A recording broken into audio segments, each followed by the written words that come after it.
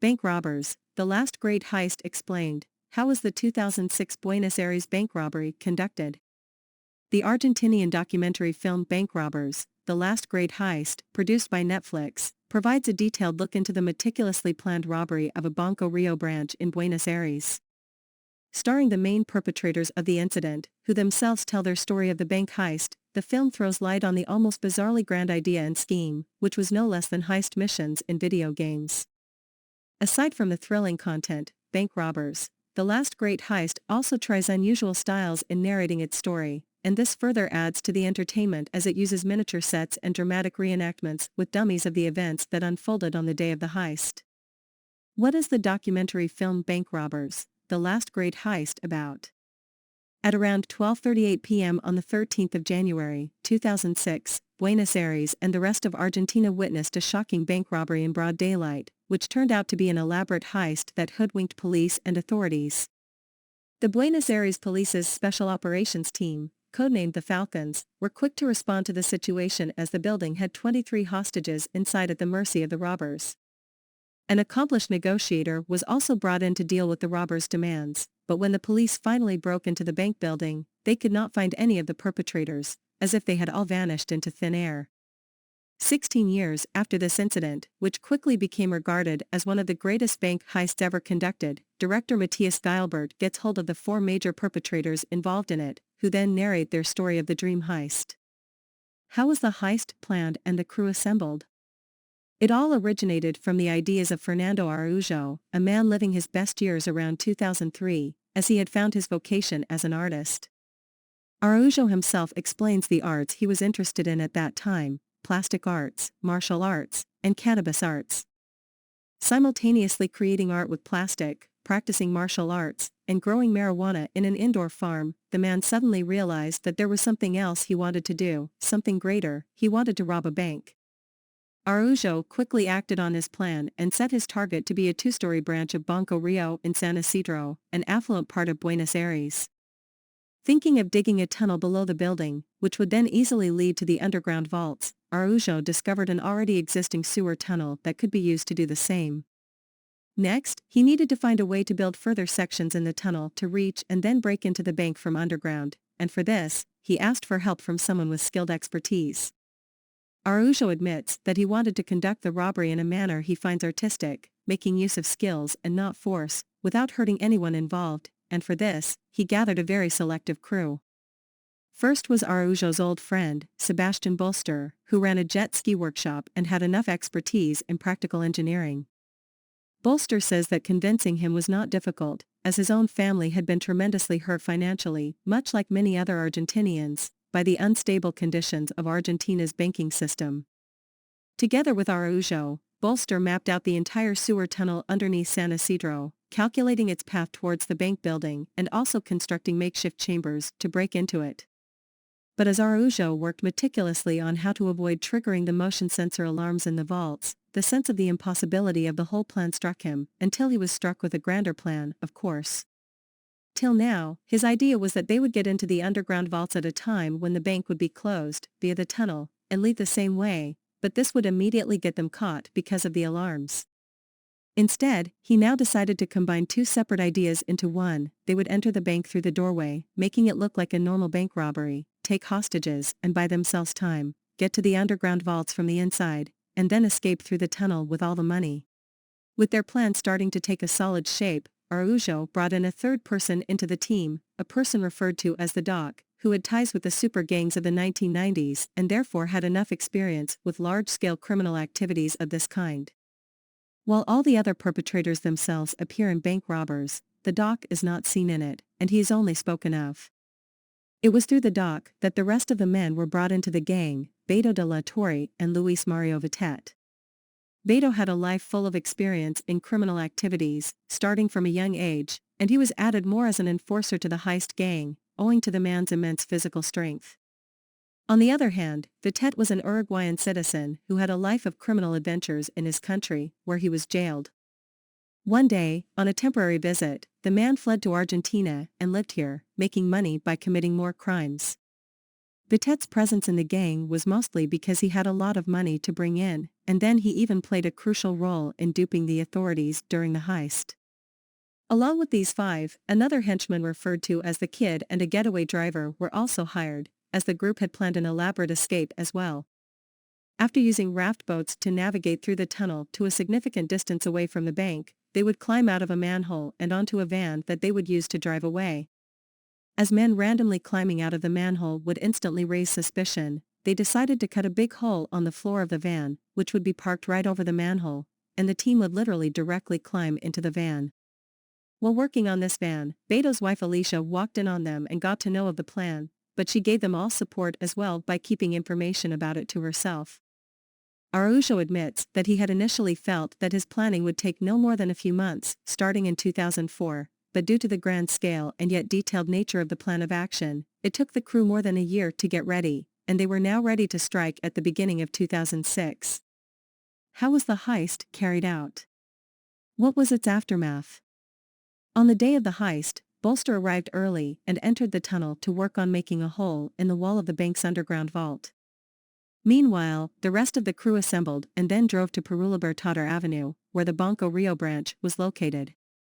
The Doc, Beto, the Tet, and the Kid entered the branch, with masks over their faces and guns in their hands, and informed everyone that they were here to loot the bank, while Araujo entered a few minutes later. Despite taking all the bank workers and the customers inside hostage, they did not really cause any harm to any of them and waited for the police officials to arrive outside. Once they arrived, one of them took a hostage out in front of the bank, and posed as if he was scared of the police, and went into the bank again, this time locking the main doors. 2 of them also went down to the basement and ordered the chief security officer to open up the doors, which would then lead to the vaults. While the Tet promised that nobody would harm him if he came out on his own, the security officer ultimately gave up and came out when the bank's chief of operations, a hostage, requested him to do so. The Tet kept his word, as it was all part of the plan, and led the security officer upstairs and released him from the building. They had kept behind the man's cell phone, though, which Vitet waved at the police officials outside, indicating that he wanted to talk to them over the phone, meaning that they wanted to have negotiations. As the authorities believed that the robbers were now feeling stuck inside with nowhere to go, they started to listen to their demands and try to negotiate some way out. The police spoke with Vitet, who also appeared on the second-floor windows, wearing a fake mustache, a yarmulke, a pair of glasses, and a gray suit, and this man came to be called the man in the gray suit, as authorities and press personnel did not know who he was. Vitet pretended to be trying to cut a deal with the police so that he and his gang would either be let free or the hostages would be left to go, but in reality, what he was doing was essentially buying time for the rest of his crew to go about stealing the money. While all this was going on, the rest of the crew had shut off the gates to the parking area and brought out a large mechanism they had built to break into the underground vault lockers in which all the money was kept. As this machine was retrieved and taken downstairs to the basement, Bolster carved a hole in the vault's wall and entered the building. He then took control of the machine, which he himself had planned and built, and kept opening up as many lockers as he could. Araujo was still treating this as a kind of art that he was performing, and quite remarkably, his plan was not to take all the money in the bank but to take as much as they could in 2 hours. Vitet held off the police for 2 hours, and then, when signaled by the rest, he told the authorities that they wanted to surrender and come out. But saying that they wanted to have one last hearty meal before it was over, he asked the police to bring them pizzas, which the authorities agreed to. When they arrived with the food and wanted to discuss how to give it to the perpetrators, there was no more response from Vitet. By this time, the man and the rest of his crew had gone down to the basement, climbed out through the hole with all the money they had stolen, and then started to raft their way towards the extraction point. The police barged into the building shortly after and rescued all the hostages, but there was no sign of the 5 armed burglars they had earlier seen. The team now carried out the rest of their plan with precision, and while news channels were still broadcasting about the bizarre nature of the crime and the fact that the perpetrators were still missing, Araujo and his men were counting their personal share of the money, large stacks of bills. The bank robbers had left with no trace of them other than a few intentional booby traps and a poetic, ironic message from Araujo, which read, "In a town of riches / without weapons or grudges / there's just money / and no more love." While the media reported that about $20 million in cash and valuables had been stolen from the bank, the real exact figure was never known and still remains unmentioned to this day. As each of the perpetrators received their personal share, which was huge, to say the least, they all left the safe house and went their individual ways. While some went away on getaways, others returned home and spent time with their families. Months later, the police still had no clue as to who had committed the major crime, which had made Argentinian police authorities look like ineffective embarrassments. As dramatic as the whole plan and the entire heist was, what ultimately led to the men's downfall was also quite dramatic, at least in my personal opinion.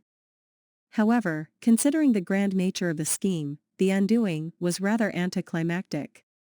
Beto's relationship with his wife, Alicia, who had earlier got to know of the plan, started to grow bitter as Beto accused her of spending exorbitant amounts of his money while Alicia accused him of having an affair with another woman.